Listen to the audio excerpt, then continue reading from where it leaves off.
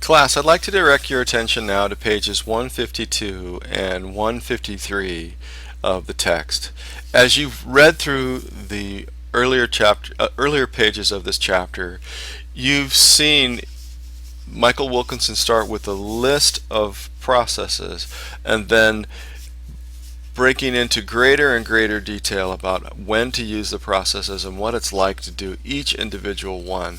This is a super valuable chapter of the book, and it's meant to be a toolbox for you for your permanent reference of what it is you're about to do as you plan meetings and as you work through workshops that you're developing in your in your role as someone who's bringing the group together as to what needs to be done.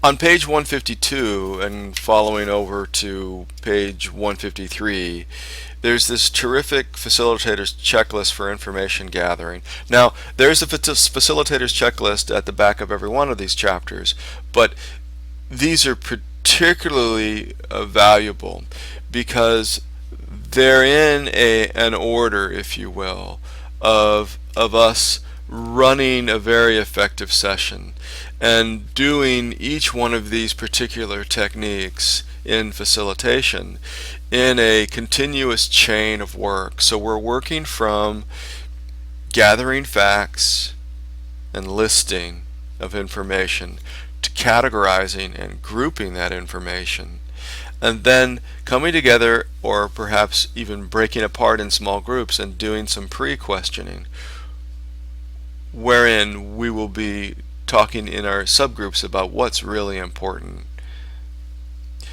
Then generating ideas about solutions is such an important part of facilitating a group. It's one thing to facilitate ideas about the names for a new product or places that the group might go for lunch, things of that nature.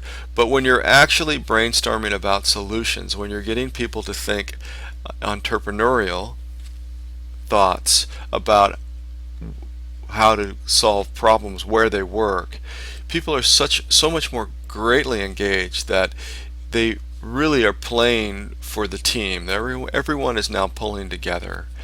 This prioritization, he mentions dot prioritization, and that's certainly one way to get prioritization work done. It's effective. It's as effective as a lot of different methods. Now, it's not the only one out there. We can talk about other prioritization methods, but it's a good one. Reporting, this notion of having groups break into small groups and then come back to the main group and have them share what it is they've learned can be really satisfying for the subgroups. They feel as though they've really had a real part to play in the solution and in developing their ideas. And then getting this feedback, this retrospective at the end of the session, is of tremendous use to everyone in the room. Of course, for the facilitator, because we get to hear how we could do a better job and to be reinforced about the good things that we're doing. But also for our audience to know how seriously we take them. We take our audience so seriously that our participants so seriously that we want to hear from them as to how we could do a better job.